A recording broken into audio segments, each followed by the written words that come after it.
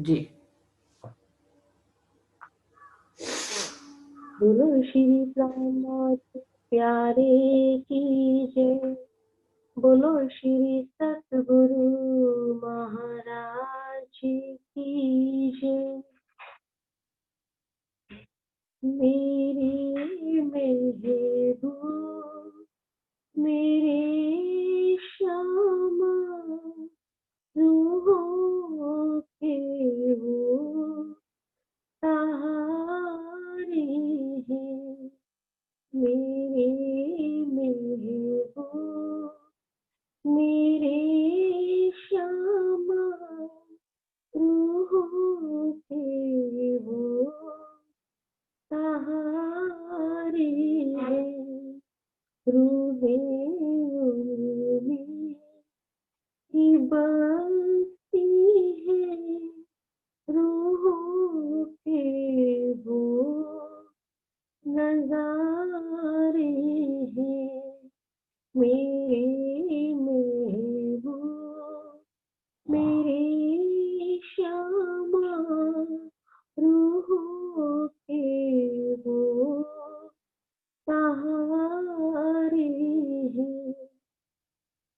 उठा कर पानी की बीड़ी दबा कर मुख में जब डाले। उठा कर पानी की बीड़ी दबा कर मुख में जब डाले। दबा कर मुख में जब डाले। गर्क होते है एक मोमिन अदाओं से लुभाते हैं। गर्क होते है एक मोमिन अदाओं से लुभाते हैं। रूहें उनमें ही बसती है। रूहों के वो नजारे हैं। सूरत उनकी तो अमरद है। सलों में रस भरे रहना। सूरत उनकी तो अमरद है। सलों में रस भरे रहना। सलोने रस भरे नैना। ये उनकी मद भरी नजरें खेत करके बुलाते हैं। रूहें उनमें ही बसती है। रूहों के वो नजारे हैं। वो मस्ती भरती आँखों में नजर में जब नजर डाले।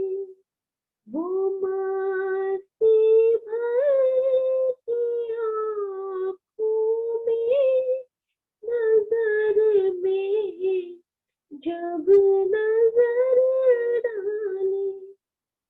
से बिजली गिरती है। वो लाजत जब पिलाती है। दिल में बिजली गिरती है। वो लाजत जब पिलाती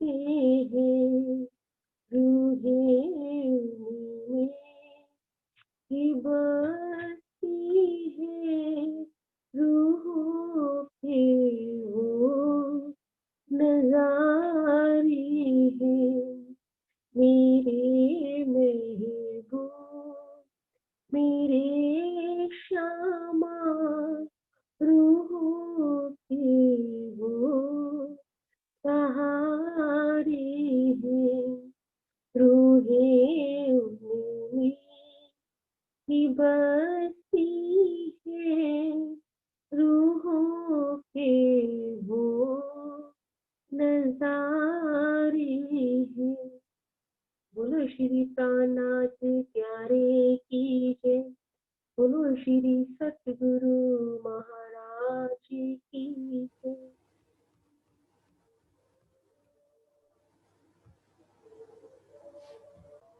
हाँ जी, बिल्कुल ठीक।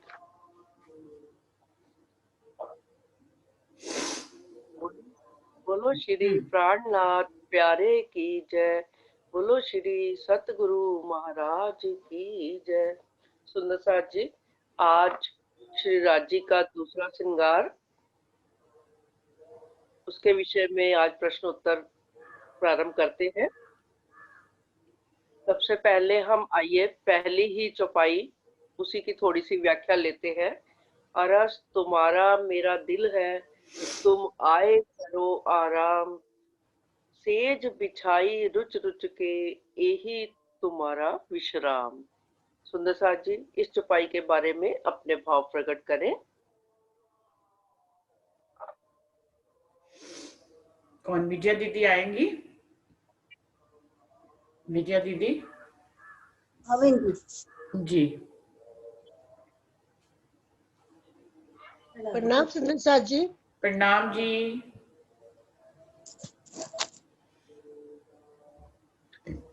प्रणाम सुंदर साथ जी। प्रणाम जी। प्रणाम जी। प्रणाम जी। प्रणाम जी।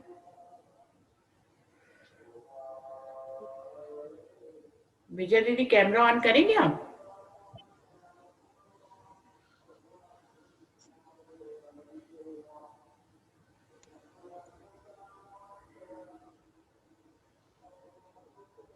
प्रणाम जी। प्रणाम जी। अर्श तुम्हारा मेरा दिल है, तुम आए करो आराम, तेज बिछाई रुच रुच के यही तुम्हारा विश्राम। श्री इंद्रावती जी कहती है, हे धामधनी जी, आपका अर्श मेरा दिल है, आप इसमें आकर विश्राम करो।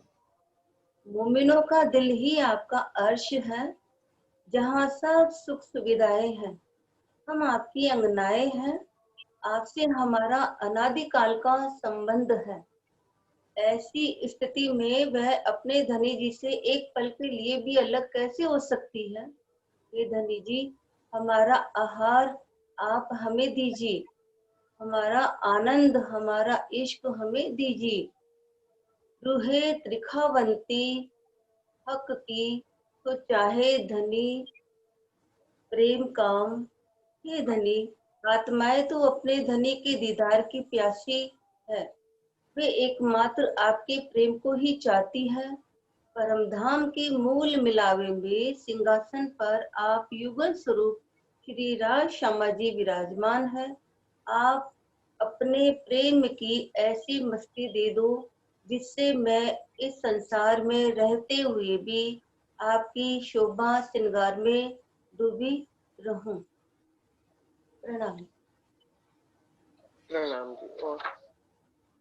और कोई सुंदर साथ?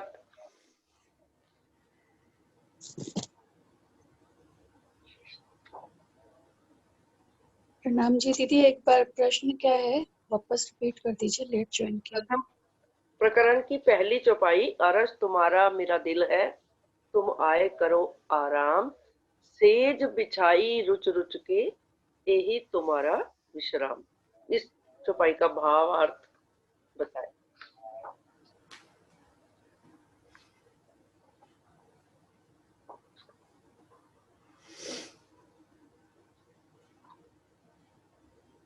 राधा आप आओगे बोलने के लिए? राधा थी तो अभी राधा अभी लेफ्ट कर गई शायद। अंशु आप बताओगे? थोड़ा भावात्मक थोड़ा वो भी बताइए कि किस तरह की सेज बिछाई है।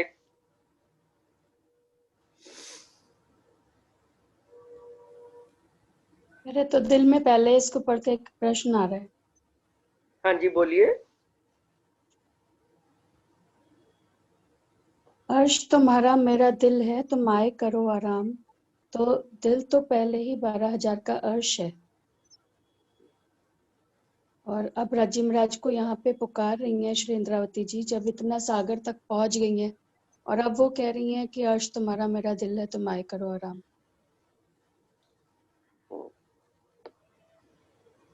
दिल तो उनका ऑलरेडी अर्श है, ये तो हमारे लिए ये चुपाई है। और वैसे भी कहते हैं कि दिल तो 12,000 का ही अर्श है। तो मुझे ये समझ में आ रही थी बात इसमें कि आत्म का दिल तो अर्श है ही है, आत्म के अंतस्करण में तो है ही है राज्य महाराज। पर जिस जीव और शरीर के ऊपर आई बैठी है हमारे, वो जीव और शरीर क्योंकि माया में लगा हुआ है, उसका दिल माया में लगा हुआ है। तो पहले भी यहाँ पे बोला कि इससे पहले वाले प्रकरण में मंगलाचरण में कि मेरे जीव के ही जीवन, जी जीव के जीवन बोला श्यामा मरानी के चरण कमल को। तो जीव के दिल को पहले वो कह रहे हैं कि इसमें भी अब आप आ जाओ, आत्म में तो हो ही अंदर, पर आत्म सुख कैसे ले जब तक जीव और शरीर के हृदय में नहीं आ पाओगे।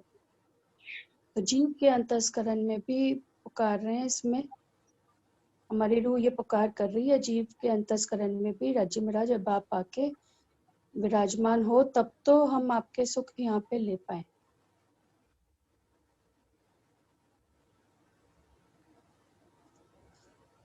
और जीव के अंतस्करण में भी राज्य महाराज कैसे आएंगे, जब तक जीव इस वाणी से जागृत नहीं होगा, गुणांग इंद्री सबकी यही पुकार नहीं होगी कि एक हमें राज्य महाराज ही चाहिए, एक यह तू ही चाहिए बस मुझे, तब तक जीव के अंतस्करण में भी राजीव नहीं, अर्श नहीं हो सकता जीव का अंतस्करण।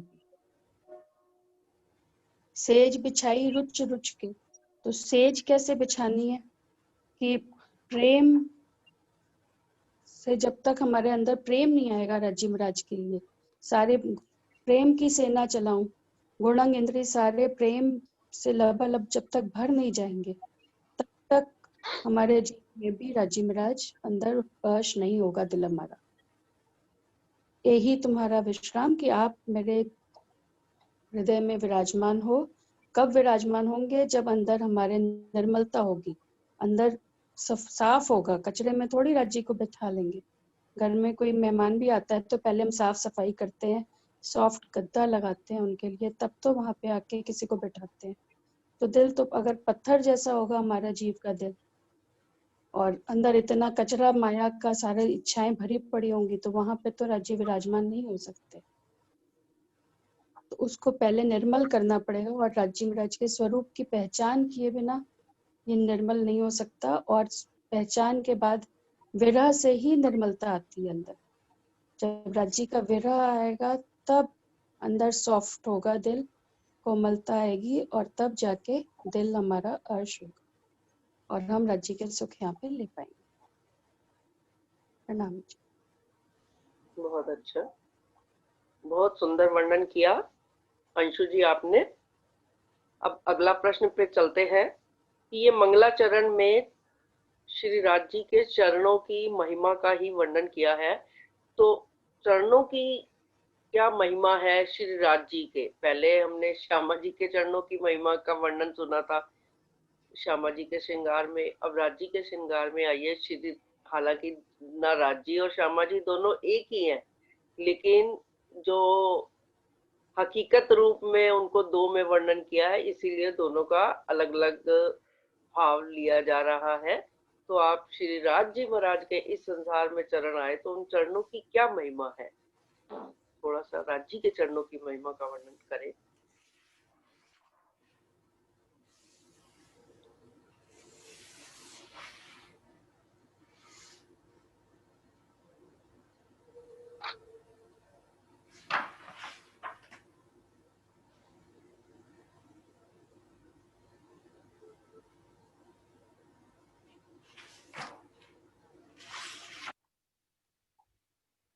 सुंदर साहब जी, कौन बता रहा है?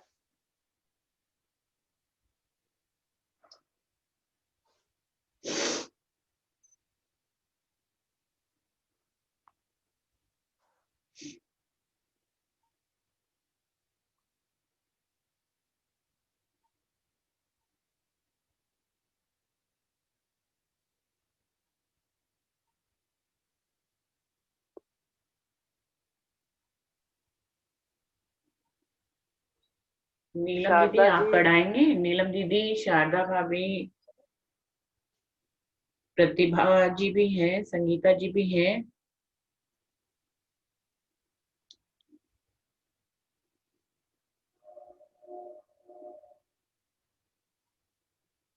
अंजू जिन्होंने अभी भजन गाया वो भी बोल सकती है। अंजू, आजकल अरविंद जी नहीं आते। प्रणाम जी सुंदर साथ जी। नहीं अरविंद जी कल कल तो थे, आज ही नहीं है। कल तखत के हाँ, बारे में पर सब तो बोल रहे थे। नहीं नहीं, कल नहीं कल तो थे। मैंने सुना। हाँ हाँ, कल नहीं, तखत के कल लिए थे। नहीं थे, नहीं थे दीदी। अच्छा, मुझे तो कल लगा वो जिन्होंने भजन गाया था ना वो थे। धर्मपाल जी त्यागी थे, धर्मपाल जी त्यागी। धर्मपाल जी आज भी हैं। धर्मपाल जी कुछ बोलेंगे आप? हाँ,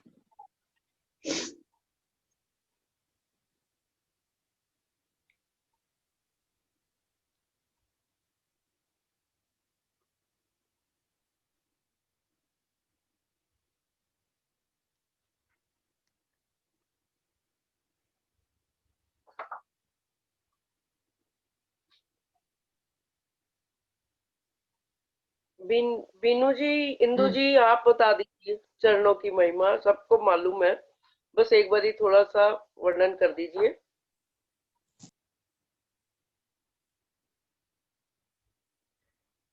इंदु दीदी आप बता रही हो, बताओ।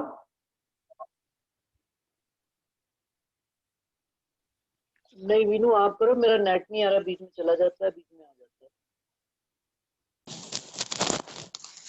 विजय दीदी बताने लगी है। विजय दीदी आइए।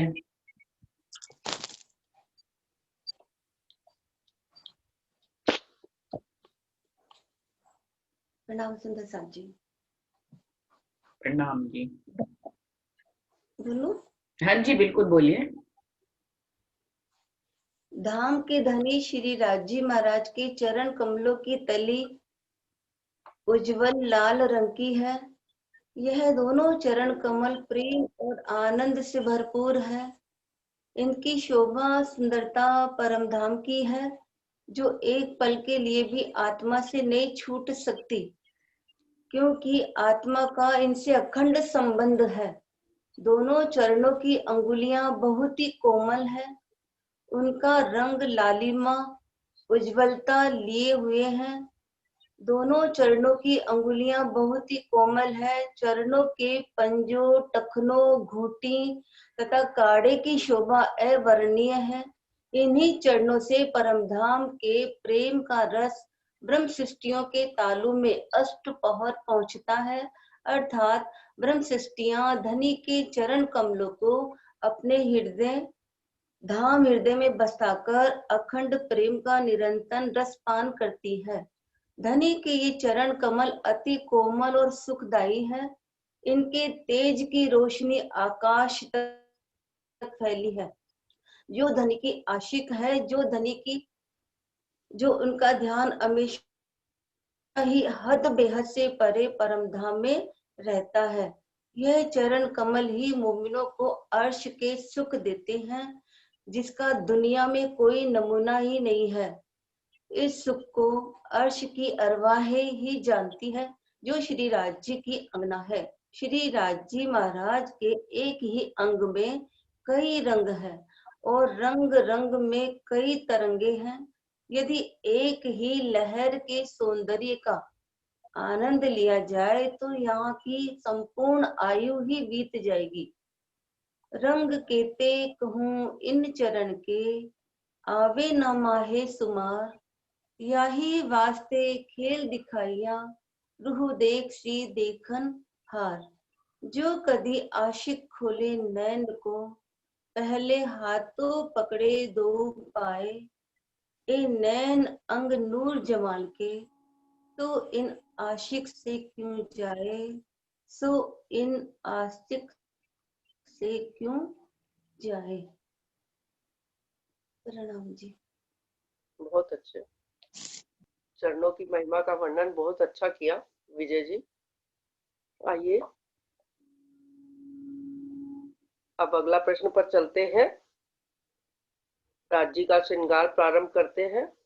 श्री राज्य महाराज के वस्त्रों के श्रृंगार का वर्णन करिए सुंदर साथ जी।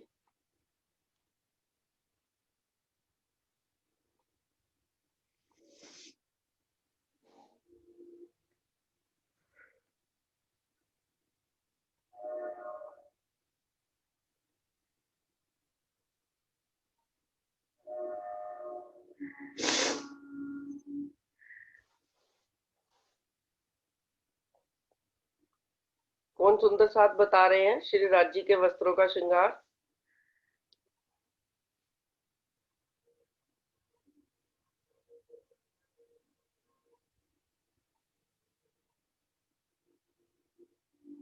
ये आन्या किसके फोन का नाम है? आन्या भी सुंदर साथ आए हुए हैं। प्रतिभा जी बताएं, बहुत अच्छा बोलती हैं प्रतिभा जी भी। संगीता जी सब बोल लेते हैं। राज्य महाराज की अपार मेहर है।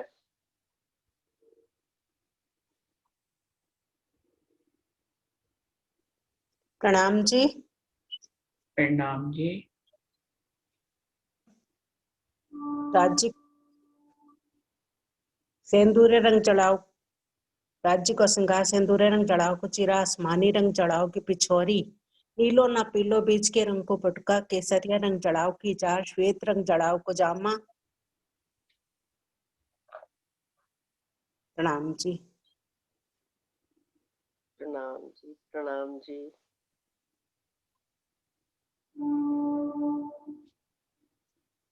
नीलो ना पीलो बीज के रंग को पटका, केसरिया रंग चढ़ाओ की चार, श्वेत रंग चढ़ाओ को जामा। ठीक है ना? हाँ जी बोलिए बोलिए। ठीक है। ये सारे वस्त्रों का वर्णन तो हो गया। हाँ जी ठीक है। आसमानी रंग की पिछोरी। पाग बोला है आपने?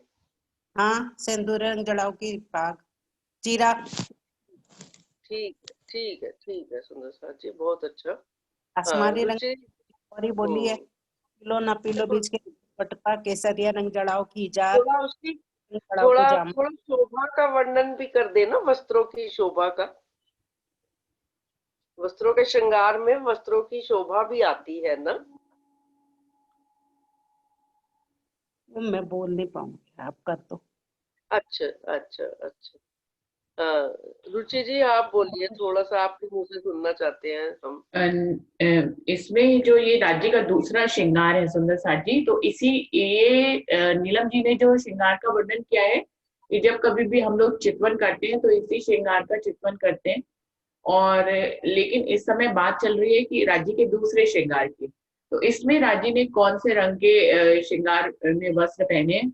डॉली दीदी का प्रश्न ये है। तो उसमें उन्होंने नीले रंग की इजार पहनी है, सफेद रंग का बागा है और लाल रंग की पाग है सुंदर साथ जी। तो जो नीले रंग की इजार है उसका जो नेफा है वो लाल रंग का है, जो मोतियों से जड़ा हुआ है। और सफेद रंग का जो बागा है, जिसमें यहाँ से बांधने वाले बंद होते हैं, जो उसमें उसके किनारे किनारे पूरी नगों और जवाहरातों से जड़ी हुई बेल बूटे हैं। उनके जो ये गिरबान बंद जिसको बोलते हैं, उसके किनारे किनारे पूरी बेलें हैं। और ये जो शोल्डर से ऐसे करके जो जोड़ आता है, उसके साथ में भी ऐसे करके सुंदर सा जी यहाँ पे भी पूरी बेल है। पीछे जो एक पान के पत्ते जैसी शोभा है, उसको कोतकी बोलते हैं, वहां वो भी जड़ाव है राज्य महाराज के बागे में। और पूरा बागा जो है सफेद रंग का जरूर है, लेकिन वो पूरे हीरे जवाहरातों से जड़ा हुआ है और चोली और घेरे के रूप में आया हुआ है। घेरा जो है वो चुन्नटोदार है, जिसके अंदर से राजी महाराज की नीले रंग की इजार और लाल रंग के नेफे की पूरी शोभा बाहर तक सुंदर साथ को दिखाई देती है, जिसको बोलते हैं झलकार पड़ना। तो वो नीला और सफेद रंग मिक्स होकर जो नूर की किरणें आती हैं वो आसमान तक जाती है, मतलब उसको ना नीला कह सकते हैं ना सफेद कह सकते हैं, वो उन दोनों का मिक्स रूप हो जाता है जब इजार की झाई बागे में से दिखाई देती है।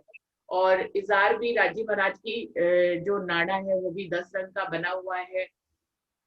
तो सुंदर साजी अगर हम दुनिया में देखें तो नाड़े को कभी भी इतनी महिमताई से वर्णन नहीं करते हैं नाड़े को, बल्कि एक निग्लेक्टेड रूप में समझा जाता है। लेकिन अगर आप अर्श के श्रृंगार को पढ़ें तो नाड़े को बहुत ही महत्वपूर्ण ढंग से वर्णन किया जाता है कि उसमें सोने की तारों से जड़ा हुआ है, 10 रंग है उसमें, और उसके ऊपर नेफे में भी जो है मोतियों की और जवाहरातों की नक्शकारी की हुई है। और बाहों में जो है महीन महीन चुन्नटों के रूप में राजी ने जो बागा पहना है उसकी महीन महीन चुन्नटें हैं, और वो नीचे से घनी होती हुई ऊपर को थोड़ी सी बड़ी होती जाती है। लाल रंग की पाग है और उस पे दुगदुगी और कलंगी की शोभा है, और आसमानी रंग की पिछोरी तो हमेशा ही रहती है राज्य महाराज की। तो इस प्रकार से इस वाले श्रृंगार में 3 चीजों का रंग अलग है, जैसे कि नीले रंग की इजार, सफेद रंग का बागा और लाल रंग की पाग का वर्णन किया गया है। प्रणाम। पटुका पीले रंग का, धन्यवाद पटुका रुचि जी। पीले रंग का, पीले रंग का पटुका है, हाँ प्रधान जी। जी। हाँ, पटुका पीले रंग का। हाँ जी, ये मैं भूल गई थी, पटका पीले रंग का है। जी जी कोई बात नहीं, बहुत अच्छा। और कोई सुंदर साथ बताना चाहें? जी एक बात पूछनी थी, ये जो नीले रंग का आया है इजार, ये नीला ही रंग है या हरा रंग है? क्योंकि कहते हैं गुजराती में भाषा में नीले को हरा हरा कहा बोलते जाता हैं, है। नीले को हरा ही बोलते हैं गुजराती में, क्योंकि लिखा भी हुआ है ना नहीं तो कि यहाँ नीली लाही की डार्क ब्लू है ना, तो वो हरियाली हरे रंग की वो देता है झलक। इसका रंग बिल्कुल वैसे ही है जैसे चौथी भौम में जो है पूरब के तरफ के जो थंब आए हैं उसी तरह की राज्य की इजार है। बिल्कुल। ग्रीन कलर की इजार जब वनों में जाते हैं तब इजार हरे रंग की होती है, तो उस वक्त तो लेकिन मुकुट धारण करते हैं, लेकिन यहाँ तो पाग का वर्णन आ रहा है। श्रृंगार तो ये वनों वाला ही है। नहीं, राज्य प्रणाम की जी सुंदर साथ जी, प्रणाम सब अ, सुंदर साथ के चरणों में। प्रणाम ये जी। ना, ये दूर दूर जब जाते हैं ना तब मुकुट पहनते हैं, और जब करीब की परिक्रमा करते हैं हमेशा पाग ही होती है राज्य के सिर पे, और दूर की परिक्रमा में हमेशा मुकुट धारण किया जाता है। जी दूर की जैसे बाहर की जो परिक्रमा है जो हमारी, वहां पे मुकुट पहन के हमेशा जाते हैं जब तखत रवा पे जाना होता है। जी बिल्कुल सही। और नदी की दूसरी बात, परिक्रमा में हमेशा पाग होती है। दूसरी प्रणाम जी। हो गई, राधा जी हो गया। हाँ जी। दूसरी बात ये है कि ये जो वर्णन हम पढ़ रहे हैं ना, ये सागरों में जो श्रृंगार है ना वो सब मूल मिलावे का ही श्रृंगार बताया है। जो तीनों श्रृंगार बता दिए हैं वो समय के अनुसार नहीं मेरे विचार से बताए कि प्रातः काल का फिर दोपहर का जब वनों में जाते हैं, इस हिसाब से नहीं है कि ये श्रृंगार अलग भाव से वर्णन किए हैं। बाकी जो सेवा पूजा में आता है उसमें हम अलग अलग भाव से वो मुकुट का भी वर्णन आगे जब श्रृंगार वाणी की चर्चा सुनेंगे, जब संपूर्ण श्रृंगार का वर्णन है उसमें मुकुट का वर्णन आएगा।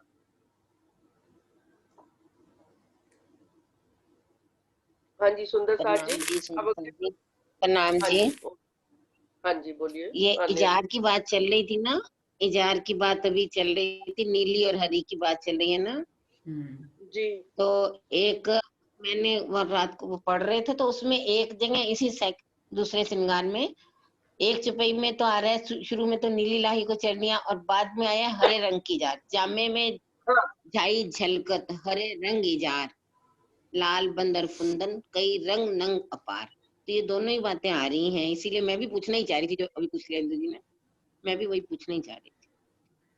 बताइए। बिल्कुल ठीक, सही है। हाँ जी सुंदर साथ जी, ये वाणी का रस इतना गहरा है कि एक के द्वारा संपूर्ण खुलासा होना बिल्कुल असंभव है। हम सब इसीलिए इस ग्रुप में शामिल हुए हैं कि सब मिल करके पूरा खुलासा हो जाए बातों का और श्रृंगार का, स्वरूप का, जो भी प्रसंग आए पूरी तरह उसका खुलासा हो जाए। तो आइए सुंदर साथ जी, अब श्री राज जी के जो दूसरे श्रृंगार में आभूषणों का वर्णन है उसके बारे में बताइए।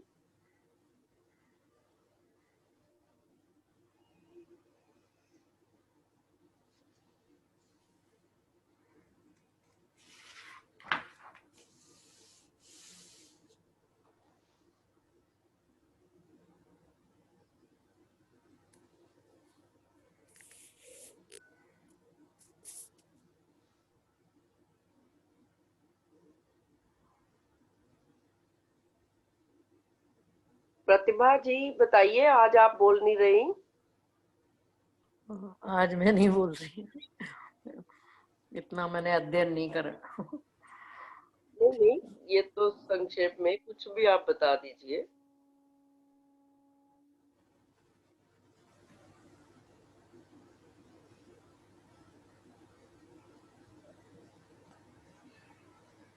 बीनू जी ने इसकी चर्चा भी पहले की है, रुचि जी ने, तो बहुत अच्छा वर्णन उन्होंने बताया था। तो हम सुंदर साथ यही तो चल रहा है कि उन्होंने जो चर्चा की तो हमारे हृदय में कितना आया।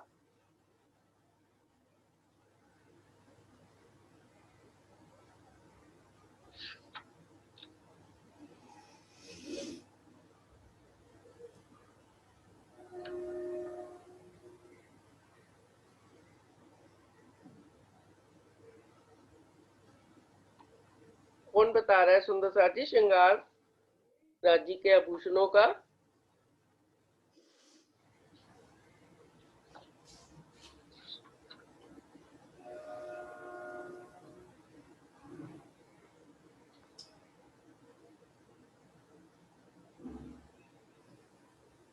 राधा आप ही बताओ।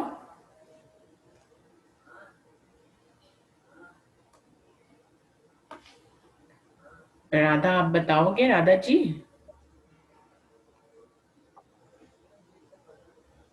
अभी थोड़ा सा कोई सुंदर साथ वर्णन करे।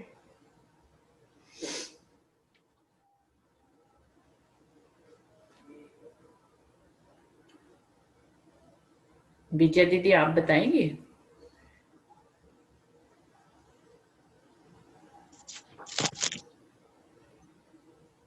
तो जी बता, लिखा हुआ है मेरे पास।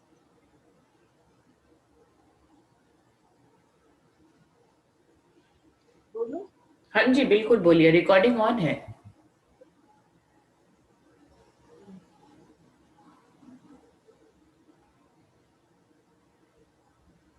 श्री राजी महाराज के चरणों के आभूषण। महाराज जी के चरणों में झांझरी, घुंघरी, कांबी, कड़ा, ये जोड़े अति नरम और सुगंधित है। उनकी सुंदरता, उनकी सुंदर आवाज आती है और झलकार होती है। झांझरी, एक नग के कई रंग झांझरी में दिखाई देते हैं। घुंघरी, एक रंग की घुंघरी में 5 नग सुंदर मधुर आवाज करते हैं। घुंघरी के कुंडों में जवेर जड़े हैं, जिसमें 4 गुण, नरमाई, तेज, मधुर आवाज और खुशबू के गुण है। कांबी एक जवेर की है, जिसमें बारीक नग 10 रंग के हैं। कड़ी, एक नग के 5 रंग कड़ी में दिखाई देते हैं। यह सभी रंग और नग अलग अलग दिखाई देते हैं। मुंदरी, श्री राज जी के हस्त कमल की 10 अंगुलियों में 10 रंग के जवेरों की नक्काशी की हुई सोने की बनी है। 2 अंगूठियां अंगूठों में व 8 तरह की अंगूठियां 8 अंगुलियों में शोभा देती है। दाएं हाथ की अंगुलियों में माणिक, मोती, नीलवी, 5 हीरा और बाएं हाथ की अंगुलियों में काना, पुखराज, लसनिया, माणिक, गोमादिक नगों की अंगूठियां आई है। कड़ियां। श्री राज जी के हाथों की कलाई में 2 कड़ियां यानी कड़े पहने हैं, जिनके लाल और नीले रंग आसमान तक झलकते हैं। और कोई बोल रहा है या बोलूं बहन जी? नहीं, आप बोल हाँ रही जी, हैं, हाँ जी, पूरा वर्णन करिए आप। पूरा करिए, पूरा करिए। पहुंची। श्री राज जी ने अपने हाथों में पहुंची पहनी है, उसमें 5 नग हीरा, 5 पन्ना, मोती और नीलवी के नग जड़े हुए हैं।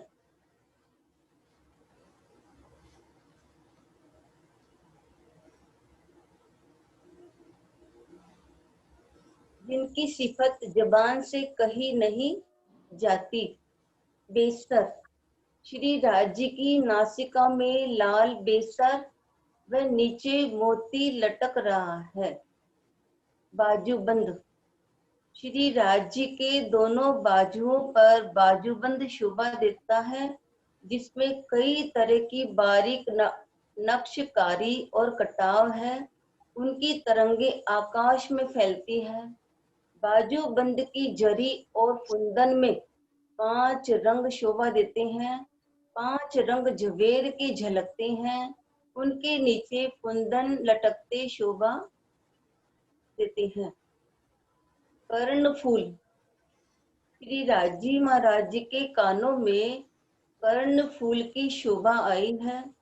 इनकी किरणों में कई रंग है और उनके नग के रंगों में कई तरह के रंगों की तरंगे दिखाई देती है।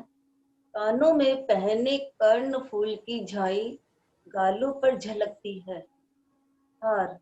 श्री राज जी के गले में 6 हार शोभा देते हैं।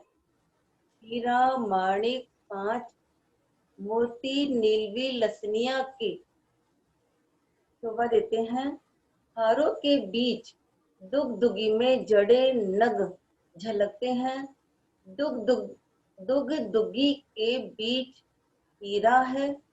घेर कर 6 नग आए हैं, जिनकी ज्योत आकाश तक जाती है।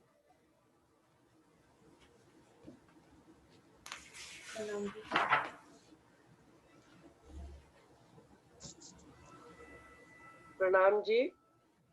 अभी थोड़ा सा और है।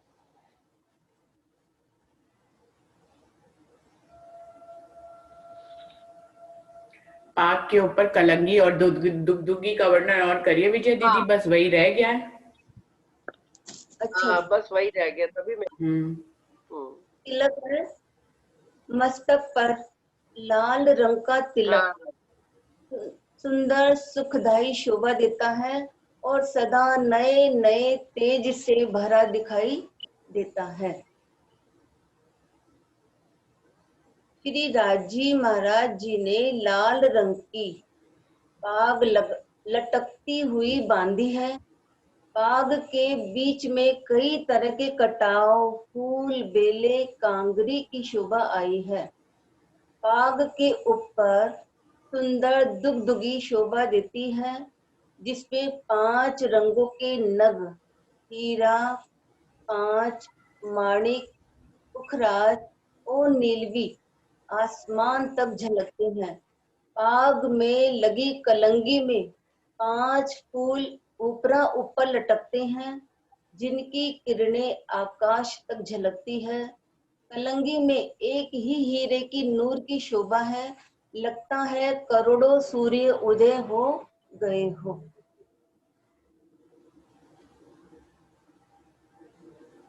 जी सुंदर साथ जी। अब राज जी के वस्त्रों का भी श्रृंगार हो गया और आभूषणों का भी। आइए अब अगले प्रश्न की तरफ चलते हैं। श्री महामती कहे अरवा अरस से जो कई आई होए उतर, सो इन स्वरूप के चरण लेके चलिए अपने घर। इस चौपाई के भाव, व्याख्या, जो भी जिस सुंदर साथ के दिल में भाव आए, सिर्फ एक उत्तर नहीं चाहिए, इसमें सबके अपने अपने मन के भाव चाहे 2 शब्दों में बोलिए, जरूर बोले सुंदर साथ जी।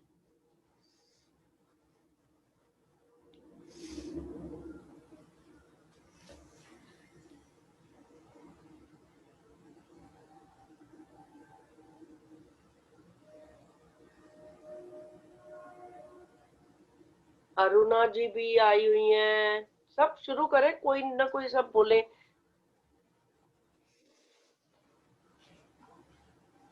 सुनीता दीदी आप बोल दो इस पे। उषा जी भी है, वीना जी सब है। हाँ जी सुनीता जी आप बोलिए।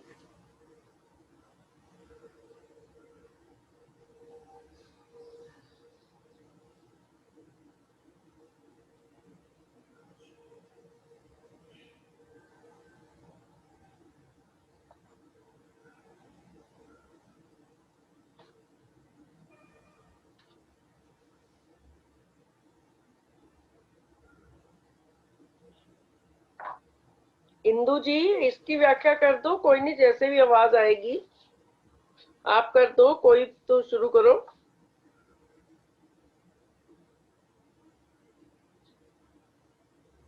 इंदु दीदी अब है ही नहीं इस समय। अच्छा चली गई है तो। प्रणाम जी। प्रणाम जी। प्रणाम जी, शाब्दिक अर्थ में बोल सकती हूँ, फिर भाव आप लोग कोई बता दीजिएगा। बातूनी अर्थ, मेरा तो जहरी अर्थ ही छोटे मोटे आते हैं हमें, इसीलिए चुप रहते हैं, पर आप कह रहे हो सबको बोलने, तो थोड़ा सा बता देती हूँ जो मन में आ रहा है ना। कहे बिल्कुल श्री बताइए। मोहम्मद अरवा अरस से महामती जी कहती है कि हे मोमिनो, जो कोई परम धाम से आए हुए हैं यहाँ पर माया के प्रमाण में, तो इस चरणों को लेकर ही, हृदय में बैठाकर ही हमें अपने घर पहुंचना है। वहां हम चरण पकड़ के ही यहाँ आए हैं, चरण पकड़े और हम माया में पहुंच गए। अब अपने को यहाँ चरण शायद पकड़े रखना है तो वहां पहुंचेंगे, ऐसा मुझे लग रहा है। और जब चरणों की महत्व की बात आपने पूछी थी, चरण की महत्ता तो यही है, जब कई चुपैयां आती हैं, अब याद तो नहीं अपने को, चरण कमल हृदय में आएंगे, खुल गए अंतर पट।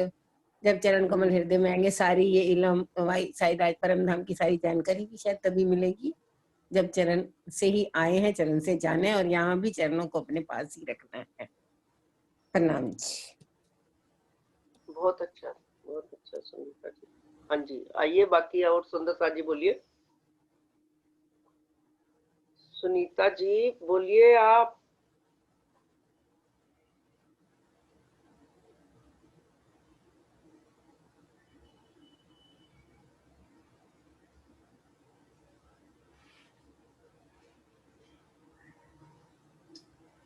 अंशु आप बताओ।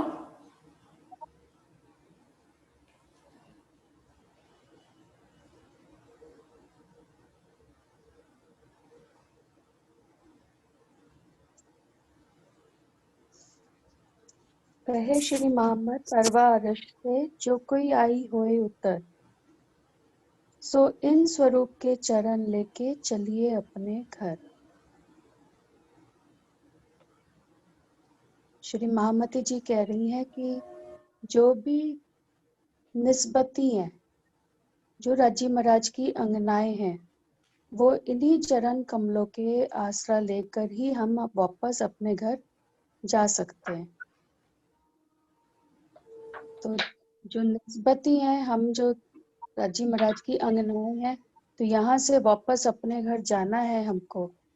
तो राजी महाराज तो पल पल धनीपना हमारे साथ निभा ही रहे हैं, तो हमें भी धनियानी पना निभाना। महाराज जी चर्चा में हमेशा यही बात कहते हैं कि तुम लोग चौपाई डरते रहते हो, जारे धनी धनवट करे त्यारे बलवैरी ना आरे। तो जारे धनी धनवट करे, धनी तो धनवट पना कर ही रहे हैं, हम लोग को भी धनियानी पना मतलब सुहागिन की चाल चल के इस प्रमाण में दिखाना पड़ेगा, तभी जाके हम भी उनके चरणों के सुखों को यहाँ पे भी ले सकेंगे और वापस अपने घर भी तभी जा सकेंगे। कि सुहागिन नार के क्या लक्षण है, कि जो सुहागिन होगी राज्य महाराज की, उसको और कोई चाहना, जैसे अभी राधा जी ने 1-2 दिन पहले स्टोरी भी सुनाई थी 7 रानियों वाली, कि 7वीं रानी की एक ही चाहना थी कि आप आ जाओ राजा जी मेरे महल में। तो जहां राजा आ गया वहां सारी नियामतें अपने आप आ गई। तो यही इसमें भाव है कि जो सुहागिन होंगी उनके दिल में सिर्फ एक ही चाहना होगी कि मुझे राज्य महाराज आप ही चाहिए। तो जब ये भावना दिल में आ जाएगी तो पल पल रूह जो है इन्हीं चरणों को ही निरखना चाहेगी। फेर फेर चरण को निरखिए, रूह को ए ही लागी रट। यही रट जब लगी रहेगी तभी हम यहाँ पे इति बैठे घर जागे धाम, पूरन मनोरथ होए सब काम। यहाँ बैठे बैठे तभी हम धाम के सुखों को ले पाएंगे और वापस अपने घर भी पहुंच पाएंगे। प्रणाम।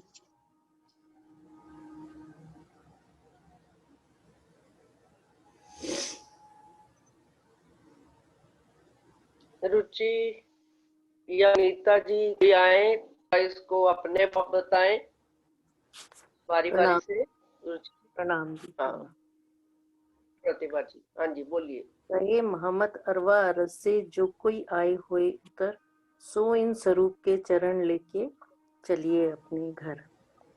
राज्य के चरणों को अपने हृदय में बसाने का मतलब ये है कि नख से शिक तक का सारा श्रृंगार अपने दिल में बसाना। प्रेम और आनंद की लीला तो अनादिकाल से चलती थी, पर रूहों को निस्बत वायदत और मार्फत की जो सर्वोच्च अवस्था होती है वो यहाँ पे नहीं पता थी। इसलिए यहाँ जागने के ब्रह्मांड में मार्फत की अवस्था तक पहुँचना ही यही चरणों को अपने दिल में बसाना है और उनके प्रेम में डुबकी लगाना है और उनके प्रेम में डूबे रहना है। यही इस चरण का मतलब है। प्रणाम जी। प्रणाम जी। सुंदर साथ जी, आज ना क्लास 7:30 बजे ही बंद कर देंगे, तो 10-15 मिनट ही रह गए हैं। कोई सुंदर साथ बोलना चाहे?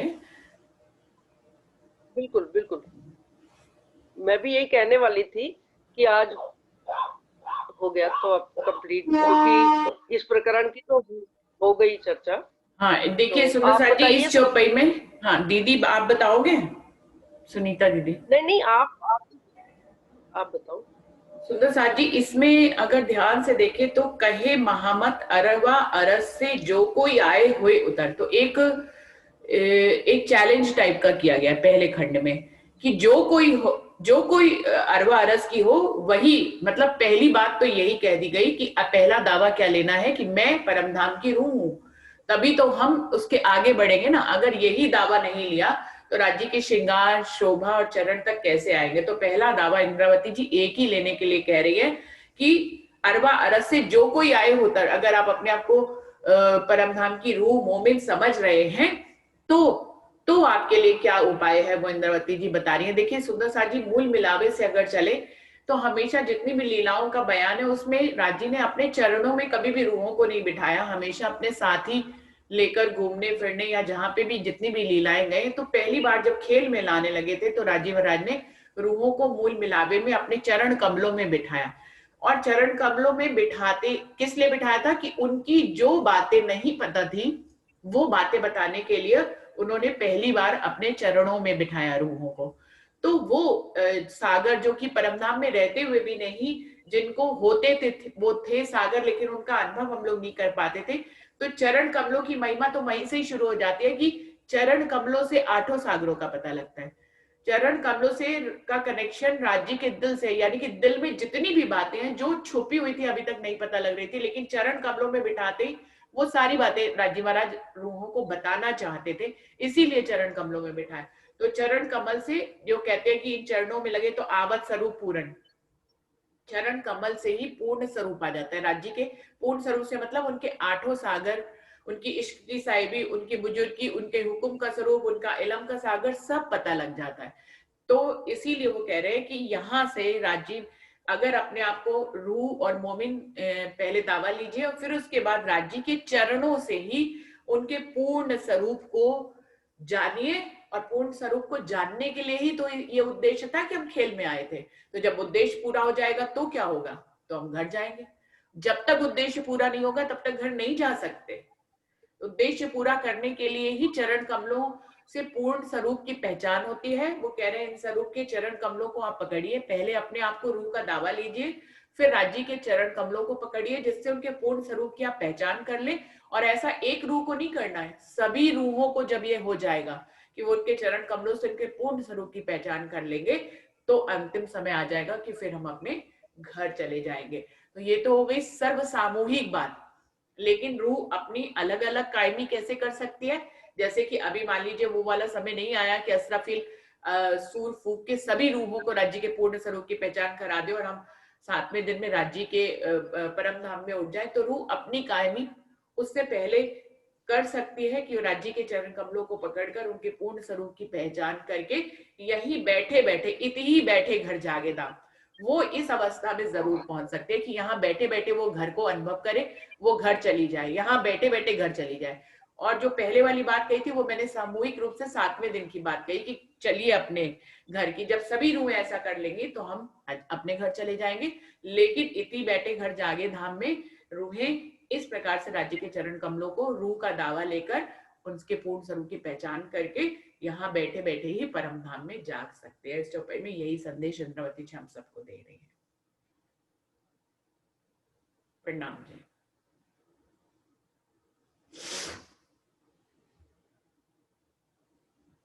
डॉली दीदी, डॉली दीदी का नेट चला गया लग रहा है।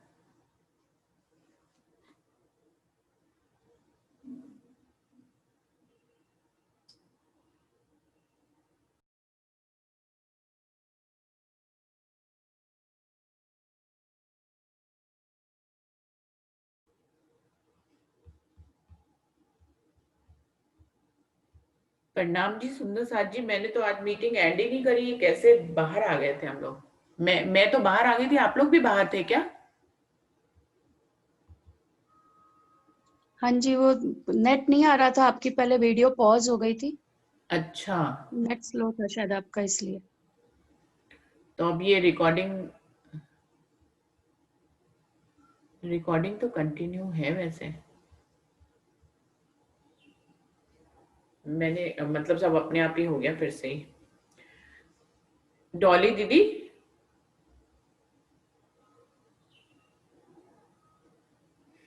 हाँ जी बोलिए।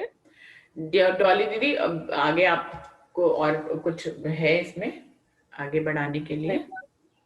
हाँ जी, आगे अब कल के लिए बता देते हैं, अगले दिन के लिए जी कि अगले दिन के लिए ठाकुरानी जी का